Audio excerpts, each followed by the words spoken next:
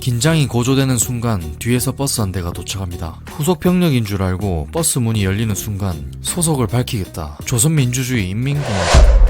김일성은 남한 이야기를 할 때 이렇게 말했습니다. 남한 동포들은 내가 오는 것을 기다린다. 어서 빨리 남조선 인민들에게 매일 고깃국을 먹도록 해주겠어. 하지만 박정희의 집권도 길어짐에 따라 언젠가는 무력 통일을 하겠다는 다짐 아래 124 부대를 창설해 31명의 특수요원을 키웁니다. 이 사건을 김신조 사건이라고 불립니다. 김신조 사건 때문에 만들어진 부대가 실제 있었던 684 부대, 영화 실미도로 제작됐었죠. 오늘은 김신조 부대가 받은 훈련과 그의 침투 경로, 실제로 김신조를 만나봤던 이야기를 해볼까 합니다. 시청하시기 전 구독과 좋아요 부탁드립니다.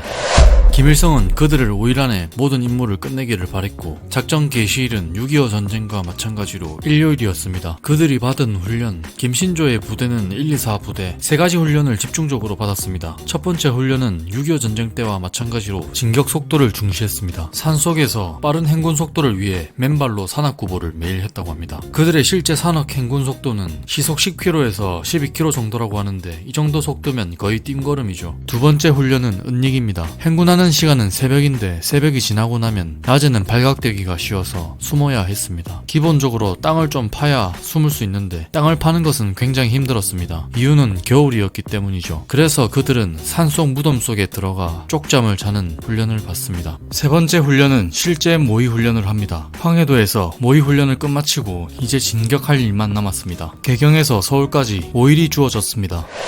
개인당 군장 20km에서 30km 사이, 완종군장에 PPS-43 기관단총, TT권총, 실탄 400여 발, 수류탄 14발, 그리고 민간인 사복도 함께 포함되어 있었고 비상식량으로 말린 음식은 몽골군이 주로 먹던 육포도 있었고 마른 오징어, 엿을 챙겨서 당과 단백질, 염분을 보충했다고 합니다. 수류탄 14발 중 한 발은 자결용이라고 하네요. 이렇게 무장을 하고 출격하는데 이들의 전투력은 31명이 2천여 명과 붙어도 이길 전력이었다고 합니다.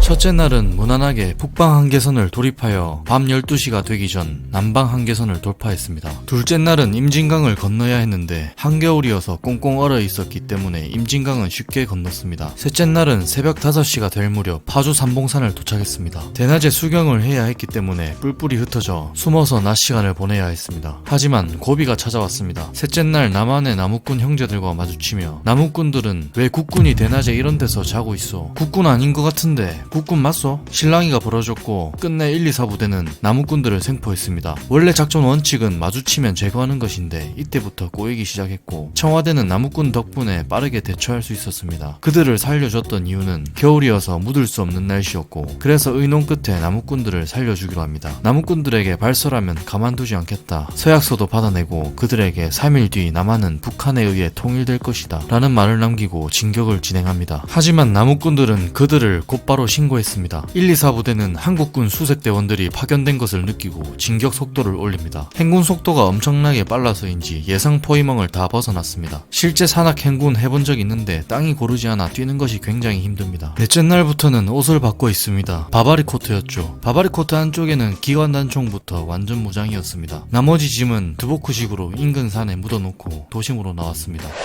청와대까지 얼마 남지 않은 그들은 검문을 받으며 진격합니다. 1차 검문에서 묻습니다. 당신네들 뭐냐? 우리는 CIC 방첩부대다. 임무를 수행하고 복귀하는 중이다. 연락해보면 알 것이니 길을 열어라. 그렇게 길이 열리고 두 번째 검문에서는 종로경찰서 형사 2명이 검문을 하는데 소속과 신분을 밝히고 암고를 대라 라는 질문에 우리는 특수부대 훈련이 끝나고 가는 길이다. 또 한 번 두 번째 검문이 통과되고 세 번째 검문은 종로경찰서 최규식 서장이 이렇게 말했습니다. 정확하게 소속과 신분을 밝히지 않으면 사살하겠다라고 하자 31명의 124 부대는 당황하기 시작했고 긴장이 고조되는 순간 뒤에서 버스 한 대가 도착합니다. 후속 병력인 줄 알고 버스 문이 열리는 순간 소속을 밝히겠다. 조선민주주의 인민공화국. 이 말이 끝나자마자 교전이 일어나며 정종수 형사는 그 자리에서 순직합니다. 이렇게 총격전 이후 뿔뿔이 흩어지고 김신조는 산속에 숨어 있었습니다. 국군은 계속해서 투항하면 살려주겠다 이 소리를 듣고 큰 고민을 했다고 합니다. 북한에서는 투항하면 죽는다라고 배웠는데 남한에서는 투항하면 살려준다. 그리고 생각해보면 내가 왜 살생을 해야 하나. 그래서인지 김신조는 총알 한 발도 쏘지 않았다는 것이 증명되고 1970년 4월 10일 풀려나게 됩니다. 현재 목사로 생활하고 있습니다.